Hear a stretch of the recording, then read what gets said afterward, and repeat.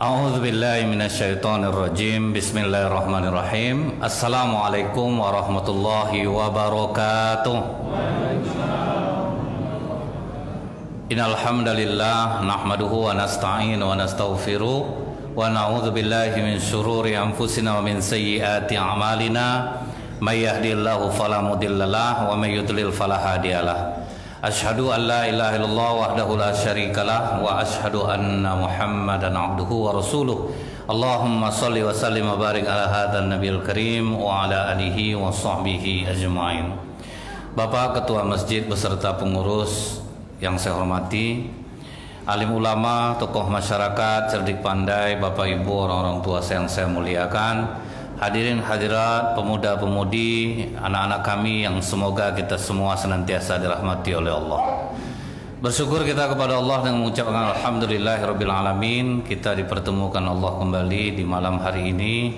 Semoga semakin kuat kita beribadah di akhir-akhir Ramadan ini, insyaallah. Amin ya rabbal alamin. Bersolawat kita kepada Rasulullah sallallahu alaihi wasallam dengan ucapan Allahumma shalli ala sayyidina Muhammad wa ala alihi washabbihi wasallim. Semoga dengan banyak bersolawat kita akan mendapatkan syafaat di yaumil akhir kelak. Saya juga bersyukur nih Pak, saya tidak pakai syal, tidak pakai jas. Semalam saya salah masuk kemari Pak. Kalau enggak bertiga-tiga lah Ustaz semalam sini Bu ya. Syukur saya pakai saya kayak gini Pak. Jadi tertutup juga lah malu semalam. Tertutup malu. Jadi jamaah. Jadi Bapak Ibu, likulli hikayatin bidayah. Semua kisah itu ada awalnya. Malam Lailatul Qadar ini Pak bukan tidak ada sejarahnya. Ada sejarah yang melatar belakangi tentang malam Lailatul Qadar ini. Jadi dalam sebuah riwayat disebutkan ketika Rasulullah SAW di bulan Ramadan sedang duduk bersama sahabat, tapi tidak disebutkan di hari keberapanya. Sedang enak-enak duduk itu Pak, tiba-tiba Rasulullah tersenyum sendiri.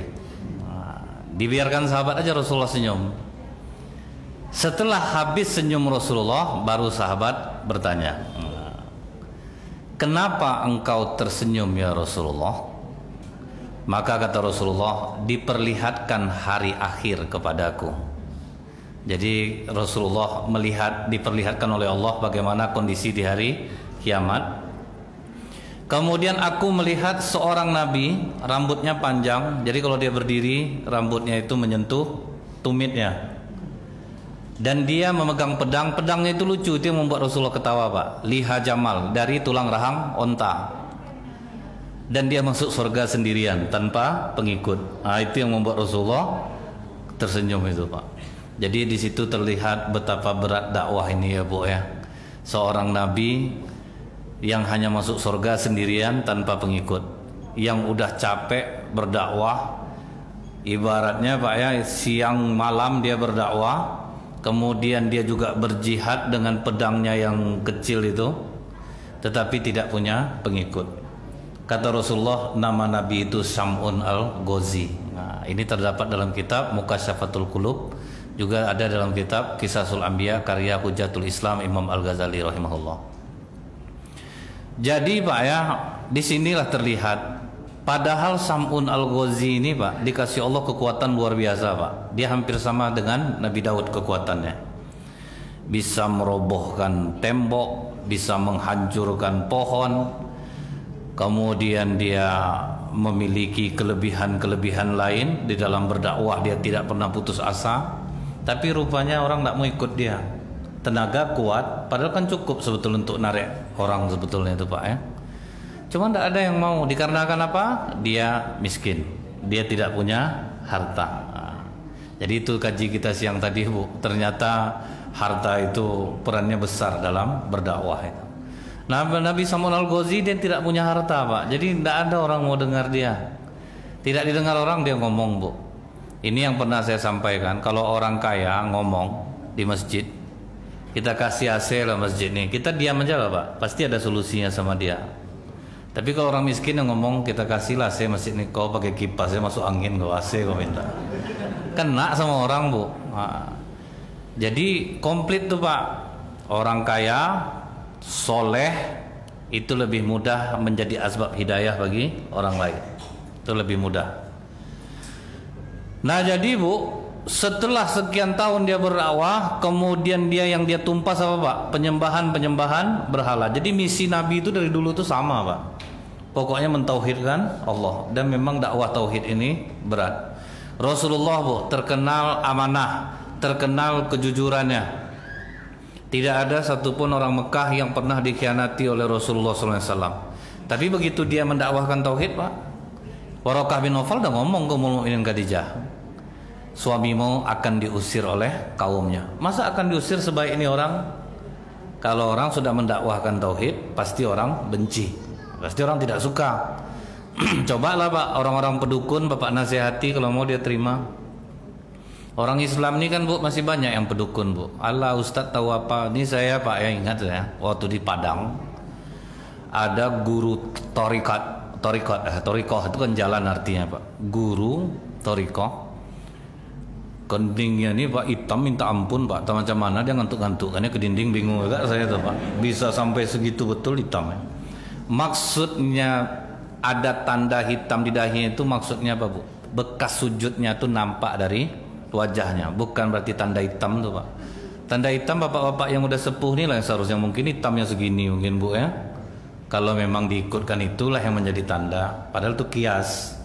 Nampak tanda dari wajah. Macam bapak ini kan nampak tanda dari wajah Pak, murah senyum, mati lapang, nampak sabarnya itu. Nah jadi ini Bu, waktu itu ada ruko di Jalan Sudirman Padang, dan itu pasarannya waktu itu 22 juta. Jadi apa kata murid-muridnya, kami nanti pergi ke Simpang Pangilun tempat guru kami, bergeser nanti harga nih jadi 15 nih. Nah, guru kami itu zikirnya bukan main. Jadi saya bilang jangan jadikan bisnis-bisnis dunia ini terus kita mencari solusinya dengan cara agama. Justru kita mengkhianati orang jadinya. Dikarenakan apa, pasarannya memang 22 juta. Terus kita mengubah menjadi 15 juta, kan menzolimi orang kita jadinya. Tenang aja loh Ustadz, Ustadz belum seberapa lagi tahu ya. Tengoklah nanti guru kami. Dia ajaknya lah saya ke sana Pak. Pasien gurunya banyak. Kalau nengok pasiennya ngeri kita Pak. Berjejer orang tuh Bu ya, antri. Nah ini murid yang agak diistimewakan nih, karena banyak setorannya Pak. Kebetulan yang sama saya ini setorannya agak besar nih Bu. Masuk cerita lah. Jadi gini, guru kami ada melihat ruko di Jalan Sudirman. Waktu itu tahunnya masih tahun buruk lah Pak. Harga masih murah lah di Sudirman tuh, emang 22 juta lah. Jadi dia minta dua-dua, bisa ndak guru geser angkanya? Wah sebentar saya tengok dulu. Wah itulah gayanya Pak. Saya biarin aja dulu Bu. Setelah dia bilang bisa saya udah nampak. Jadi saya bilang demi Allah Pak, bergeser 5 perak, 5 rupiah aja berguru saya sama Bapak. Sudah tuh saya yang ndak tidur malam Pak. Saya pula yang ritual lagi Bu kan, minta tolong sama Allah. Minta tolong sama Allah ini Bu ya, kita harus siap dibully kalau gagal. Nah itu yang kita minta persiapan itu Pak. Sempat gagal, kita pasti dibully. Saya ingat Rasulullah dulu Bu, apa kata orang kafir Quraisy? Kau jadikan Bukit Uhud nih mas, kami jadi pengikut kau. Kan semangat Rasulullah ritual Pak, berdoa ke Allah. Apa kata Allah? Sempat aku jadikan Uhud tuh mas, tidak beriman dia sama kau Muhammad, aku hancurkan Quraisy ini. Maka kata Rasulullah, lebih baik tidak ya Allah. Makanya Rasulullah dibully Pak habis itu. Jadi saya mempersiapkan itu, minta ke Allah supaya sabar saya besok dibully. Saya minta kesabaran, rupanya Allah beri kenyataan Bu. Bergeser pun enggak Pak. Berpindahlah muridnya jadinya. Itu Bu. Jadi memang mendakwahkan tauhid ini Pak berat Pak. Karena orang kalau udah fanatik kepada gurunya, jangan coba-coba Pak. Risikonya besar kita coba-coba menantang itu gitu. Cuman alhamdulillah saya bukan di belakang gurunya ngomong, di depan gurunya. Hilang juga pamor gurunya itu jadinya itu Bu. Karena nih murid setorannya besar nih Pak. Sejak itu nak nyetor lagi dia. Gagal. Jadi kita harus siap. Misalnya perdukunan, saya ingat di Lawangan Daleh Pak, saya waktu itu sempat berseberangan dengan dukun perempuan. Orang banyak waktu itu asal melahirkan ke dukun itu. Orang stroke ke dukun itu. Orang stroke Bu, kemudian dimandikannya jam 4 subuh tuh mencong mulut bapak itu jadinya, dibilangnya ditampar setan Pak. Padahal kelakuan dia yang buat macam itu. Nah itu akhirnya diarahkan ke dokter. Pokoknya dakwah kita Pak supaya orang ke puskesmas, ke apa berobat. Nah, berobatlah dengan cara yang baik apa. Itu sempat juga jadi ada gangguan. Sering mimpi buruk jadinya Pak. Jadi serangnya lewat mimpi juga. Cuman waktu itu karena hidup sangat miskin, tauhid itu masih kuat Pak. Kalau sekarang ya agak goyang nih. Ritual udah kurang mungkin nih Pak. Jadi Bu ya, resiko mendakwakan tauhid kita ditentang orang. Begitu juga Sam'un Pak. Sam'un nyawanya yang terancam, cuma orang tidak ada yang berani lawan dia Bu. Karena kekuatannya besar. Tapi raja tetap terganggu dengan sepak terjang Sam'un al-Ghazi. Akhirnya rapatlah petinggi-petinggi istana. Kita kalau berkelahi dengan Sam'un percuma. Berapapun orang kita tidak akan mampu melawan Sam'un al-Ghazi. Jadi apa cara? Dia kan udah lama hidup miskin. Aku yakin istrinya pasti udah jenuh juga sama dia. Nah, gimana kalau kita bujuk istrinya bisa mengetahui kelemahan suaminya, kita berikan harta kekayaan kepadanya. Jadi itulah uang juga bisa buat jahat, bisa berkhianat orang dibuatnya Pak. Akhirnya itulah Bu, dipanggil istrinya. Kau mau ndak hidup kaya raya? Kerjanya mudah cuman. Maksud raja apa? Kau tinggal cari aja kelemahan suami kau, laporkan kepada kami. Bisa kami menangkap suamimu. Berapapun harta yang kau minta akan kami berikan. Balinglah istrinya Bu, yang tadinya baik jadi jahat. Jadi kalau ngasih istri itu Pak pelan-pelan Pak, jangan langsung jor-joran Bapak. Harus ada juga yang Bapak rahasia-rahasiakan. Kecuali Bapak udah paham sama ibu. Karena jangan itu lagi Pak, istri Nabi Lut yang sebaik-baik itu Pak. Tapi ndak ibu ya Bu, ini istri Nabi Lut nih Bu. Kalau ibu mana lah macam ini, ibu udah lolos tes dah. Dazab sama bapak-bapaknya berkelakuan bertahun-tahun nih Bu. Sabar ibu menghadapi bapak. Jadi bukan ibu-ibu yang di sini nih. Istri Nabi Lut tuh baik Pak, bosan miskin juga tuh. Bosan miskin, dipancing dengan uang, dikhianatinya Nabi Lut. Istri Nabi Nuh, bosan miskin, dipancing dengan uang, dikhianatinya suaminya. Jadi sejarah itu pasti akan terulang Pak. Dalam kehidupan nyata sekarang, istri yang udah baik dulu nerima suami apa adanya, kemudian jumpa sama orang kaya gara-gara tertabrak di jalan Pak, dikasih orang kaya tuh duit, berpaling dia akhirnya dengan orang kaya. Ini banyak, bukan. Jadi sejarah itu pasti berulang. Makanya kita perlu belajar sejarah itu, pasti kita akan ketemu jadinya Pak. Oh ini pernah dulu seperti ini juga. Nah, Sam'un al-Ghazi ini dia tidak tahu bahwa istrinya telah berkhianat kepadanya. Jadi khianat itu bukan berpaling hati saja, ibaratnya mengkhianati suami karena uang. Tadi pagi saya lucu Pak, Gubernur Ganjar Pranowo ada pemudik yang diisolasi. Bapak kenapa diisolasi? Laporan RT Pak, dibawa kemari. Terus apa kata istri Bapak? Istri saya yang lapor ke RT. Istrinya yang melapor Bu, makanya dia kena isolasi Pak. Itu asli ketawa saya Bu, istrinya sendiri yang melaporkan suaminya untuk diisolasi. Tapi itu bukan berkhianat ya Pak ya. Tapi itulah Bu, kadang istri biasanya kan suka melindungi suaminya. Ini istri yang bagus kalau dalam keadaan seperti ini Bu. Akhirnya dia coba bujuk suaminya. Aku ingin coba mengikat dirimu ini Bang. Seberapa besar kekuatanmu? Oh coba aja. Dikasihlah oleh raja rantai yang cukup kuat Pak. Diikat tangannya, diikat kakinya. Begitu dia bangun lihat sudah terikat. Dia tanya ke istrinya, siapa yang mengikat aku? Tapi aku yang ingin mencoba kekuatanmu. Kalau ikatan yang seperti ini kecil bagi aku nih. Menggeliat aja aku tanggal semua nih. Menggeliat dia lepas semua rantai itu Bu. Sungguh kuat kau suamiku. Ya ini semua pemberian dari Allah untuk aku berjuang. Besoknya lagi dikasih raja lagi Pak rantai yang lebih kuat dari yang sebelumnya. Diikatnya lagi. Apakah kau yang mengikat aku? Iya. Aku hanya ingin tahu seberapa besar kekuatanmu. Disentilnya aja Pak, putus rantai itu semuanya. Percuma kalau dengan ini tidak ada hal-hal dunia yang bisa melemahkan tubuh ini. Kecuali satu hal. Wah itulah Pak, terpancing dirayu sama istrinya Bu. Meper-meper istrinya. Ngomong lah Bang apa sebetulnya nih. Gitu-gitulah Pak ya. Abang saya sama aku rahasia-rahasia malas aku yang abang. Itu gitulah mungkin gayanya ya Pak ya. Kami laki-laki ini kan Bu, lemah itu kan terhadap rayuan Pak. Ada perempuan yang merayu ini jadi geli kita kadang nengoknya gitu ya Pak, tidak cocok loh. Misal perawakannya dia tidak pernah manja, toto manja tuh cepat kita curiganya Pak. Tapi kalau dapat Bu yang pandai merayu, dirayunya Sam'un Al-Ghazi ini akhirnya terucap, rambut aku ini lah yang bisa melemahkan aku. Kalau sempat kau ikat aku pakai rambut aku ini tidak bergerak aku lagi ini. Dapat kuncinya Pak. Dipotongnya sedikit aja Bu, 4 helai kanan, 4 helai kiri, 4 helai kaki kanan, 4 helai kaki kiri. Begitu Sam'un bangun, kau yang mengikat aku dengan rambutku, iya, hilanglah sudah tenagaku. Betul-betul dia tidak mampu lagi untuk mengangkatnya. Jadi terkadang kelemahan orang kuat itu justru di hal-hal yang lemah sebetulnya Pak. Contohnya apa Bu? Pasukan PHH polisi itu kan kuat itu Pak. Kena es batu pecah tuh Pak. Makanya dulu banyak mahasiswa pakai es batu Pak, melempar, pecah dia Bu. Kaca mobil ditinju kan kuat tuh Pak. Coba pakai pecahan busi Pak.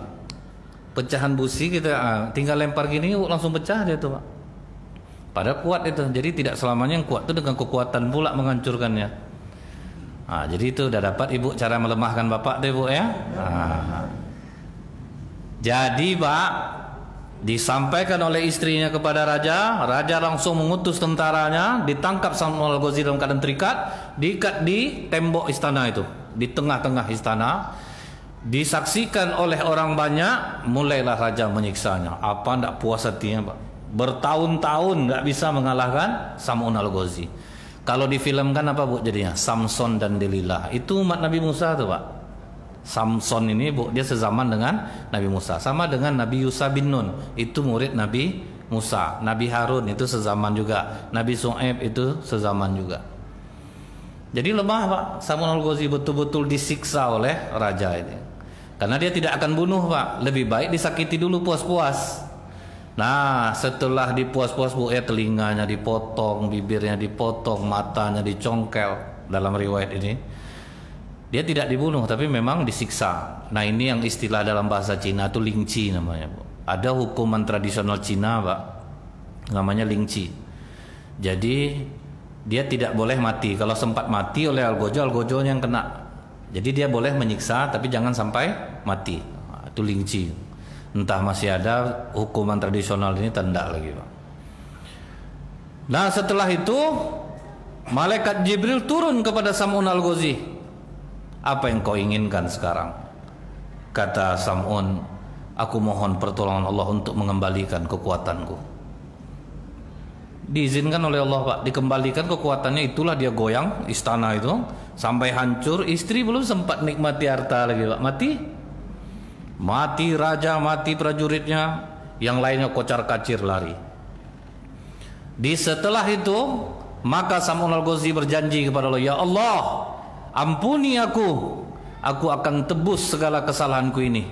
Aku akan beribadah selama 1000 bulan, berpuasa di siang hari, beribadah di malam hari tanpa henti, dan aku akan tetap berjuang selama 1000 bulan. Itu Pak ibadahnya Pak. Puasa non-stop 82 tahun, kemudian sholat malam, kemudian berpuasa di siang hari untuk menebus kesalahannya. Mendengar ini termenunglah semua sahabat Pak. Apa yang kalian menunggan? Sementara umur kami tidak sampai segitu ya Rasulullah. Ibadah Sam'un sudah setinggi itu betul. Tentu kami tidak akan bisa menyamai Sam'un Al-Ghazi. Itu yang disedihkan sahabat Pak. Kecuali umur bisa sebanyak itu pun tidak akan sanggup juga puasa selama itu. Malam beribadah non-stop seperti itu, berjuang setiap hari, tidak mungkin akan sanggup. Nah di saat itulah turun surat Al-Qadar itu Pak. Inna anzalnahu fi lailatul qadar. Jadi itu ya Bu ya, sejarah turunnya surat Al-Qadar itu di saat Nabi berkumpul bersama sahabat. Itu yang membuat puas hati sahabat Pak. Ibaratnya bisa aja dia mengintai di 10 malam terakhir ini, dia akan bisa mendapatkan amalan sama seperti amalan Sam'un Al-Ghazi yang beribadah selama 1000 bulan. Kita tidak payah tuh Pak, meluangkan waktu. Kita duduk di masjid seperti ini kan sudah termasuk itikaf nih Pak. Cuma kalau itikaf Rasulullah memang dia berdiam di masjid menjauhi istri. Kita mungkin tidak sanggup seperti itu Pak. Paling tidak adalah kita hidupkan malam-malam Ramadan ini. Nah, cirinya itu apa, Bu? Orang yang mendapatkan Lailatul Qadar ini salah satunya adalah salamun hiya hatta matla'il fajr. Keselamatan, maksudnya itu lapang aja jiwa nih. Makin sabar, makin tenang. Dulunya pengemosi, sekarang tidak lagi. Dulu akhlak buruk menjadi baik. Ini ciri orang yang mendapatkan malam Lailatul Qadar. Dengan apa bisa meraihnya, Bu? Salah satunya adalah zakat. Memang Pak ya, untuk mensucikan jiwa ini dengan zakat. Bukan zakat fitrah aja, Bu, zakat mal. Dan difardukan itu gara-gara Sa'labah bin Hatib. Sa'labah bin Hatib ini sebagaimana yang kita ketahui, Pak, dia ini sahabat Rasulullah di Madinah. Ibadah rajin, Bu. Sholat jamaah, cuman sering lari sebelum orang selesai. Tidak duduk dulu zikir, tidak duduk dulu doa, langsung cabut. Di situ Rasulullah ingin bertanya kepada Sa'labah bin Hatib, kau tidak punya keperluan dengan Allah sampai harus habis maghrib langsung lari pulang itu? Sarung aku cuma satu ya Rasulullah, itu yang aku bagi dua dengan istriku. Waktu maghrib cepat, jadi aku pulang ganti sarung untuk penutup aurat istriku. Kalau kau berkenan ya Rasulullah, doa kau ini kan dikabulkan oleh Allah. Doakanlah aku kaya. Aku janji ya Rasulullah, kalau aku kaya, aku tunaikan hak kekayaan itu. Kata Rasulullah, celaka kau Sa'labah. Tidakkah kau ingin meneladani aku? Apakah kau lihat hidup aku kaya raya? Kalau kau kan Nabi, kau tidak butuh harta, karena kunci akhirat dunia ini pun ada di tanganmu. Kalau kami ini orang biasa Rasulullah, pokoknya aku janji, kalau kau doakan aku Rasulullah, aku janji, aku akan tunaikan hak harta itu. Rasulullah nggak mau, Pak, sampai berkali-kali itu dia lobby terus Rasulullah, dia desak terus Rasulullah. Rasulullah nggak mau, Bu, mendoakannya, karena kan kelihatan Pak, orang ngotot mau kaya itu kan udah terbayang sama kita. Akhirnya Rasulullah, karena dia keras, bukan dia yang didoakan Rasulullah, Pak, dikasih kambing bunting, kambing itu yang didoakan. Jadi bukan Rasulullah mendoakan Sa'labah bin Hatib. Ini kambing bunting, kau pergi, kau lawatlah. Rupanya, Bu, berkat doa Rasulullah itu, sedangkan kambing yang tidak pernah kawin aja diusap Rasulullah, air susunya keluar, Pak, apalagi cuma mendoakan kambing bunting. Akhirnya makin besar, Bu. Udah jarang dia ke masjid, Pak. Tinggal Jumat aja lagi, karena semakin banyak peternakan dia, semakin berkembang. Akhirnya dia beli satu lembah di Madinah. Akhirnya jarang jumpa lagi, Pak. Jarang jumpa lagi dengan Rasulullah, sampailah turun ayat husmin amwalihim shadaqatan tutahhirum wa yuzakkihim biha. Zakat ini untuk mensucikan jiwa kita, Pak. Zakat mal, zakat fitrah itu untuk mensucikan jiwa.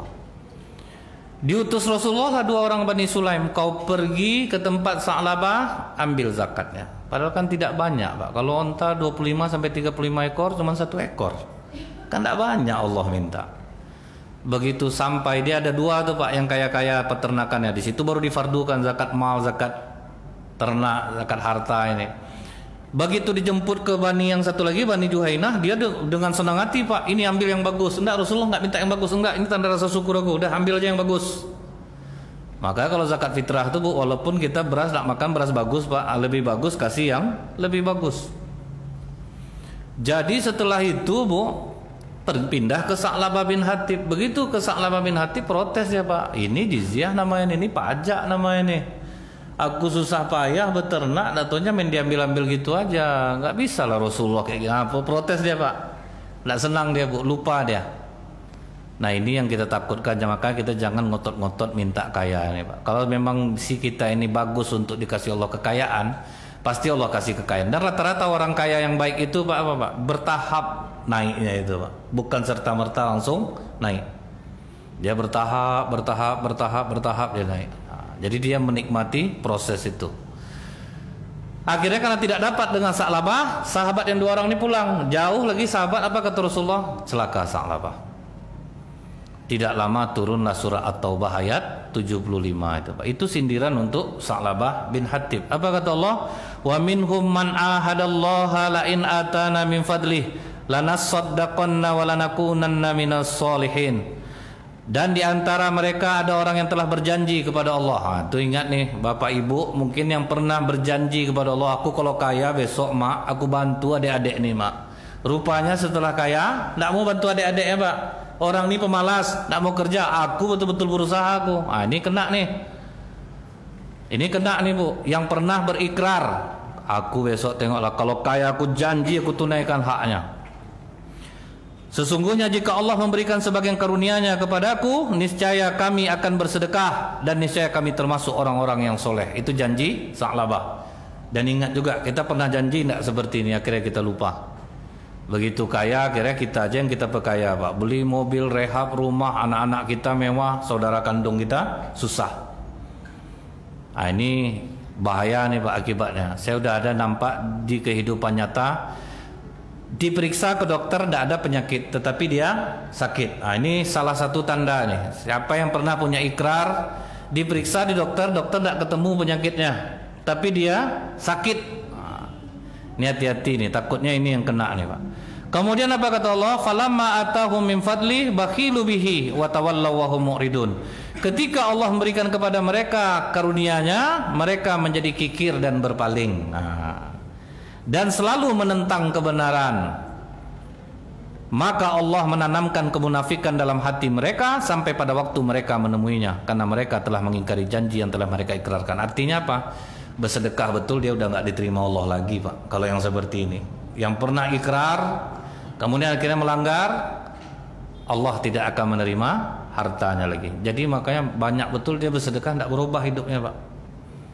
Penyakitnya tetap juga ada. Takutnya itu kita pernah ikrar. Akhirnya begitu saudara Sa'labah mendengar ayat ini, dia langsung ke Sa'labah. Sa'labah, gara-gara kau turun wahyu. Mendengar ayat ini gebentaran Sa'labah Bu.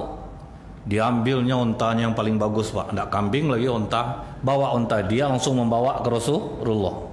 Begitu sampai ke Rasulullah, apa kata Rasulullah? Maaf Sa'labah, Allah melarangku menerima zakat Bu.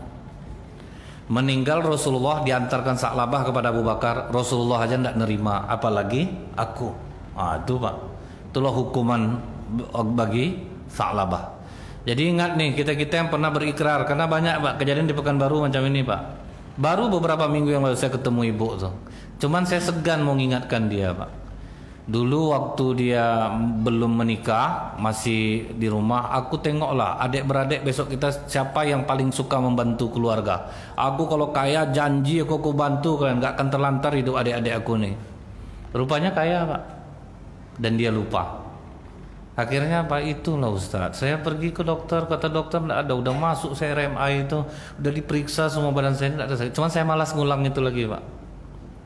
Karena kalau orang jauh dari agama, kita nasihati, membalik dia nanti Pak, karena dia tidak mengerti.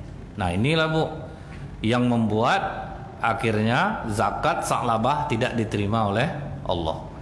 Nah kemudian Bu, apalagi taubatan nasuha, tobat yang sesungguh-sungguhnya. Jadi kalau taubatan nasuha itu ada 3 tuh Bu sejarahnya Pak. Dalam kitab Jalaluddin Rumi, itu dia laki-laki, cuman dia genit Pak, menyamar jadi perempuan, kerja di pemandian perempuan.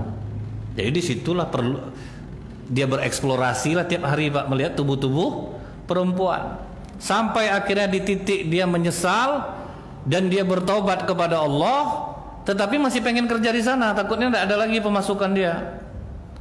Dia tetap kerja di sana, menyamar jadi perempuan tapi dari kejauhan. Sampai suatu ketika rupanya keluarga raja kehilangan perhiasan. Semua orang di pemandian terus diperiksa. Disitulah dia menggigil ketakutan Pak. Padahal dia udah bertobat nih, Akhirnya dia saking takutnya pingsan dia saat itu juga.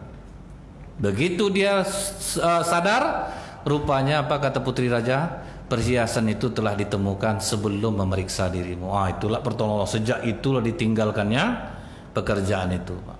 Yang kedua, pada masa Nabi Daud alaihissalam. Pada Nabi Daud alaihissalam ada seorang perempuan yang bernama Nasuha.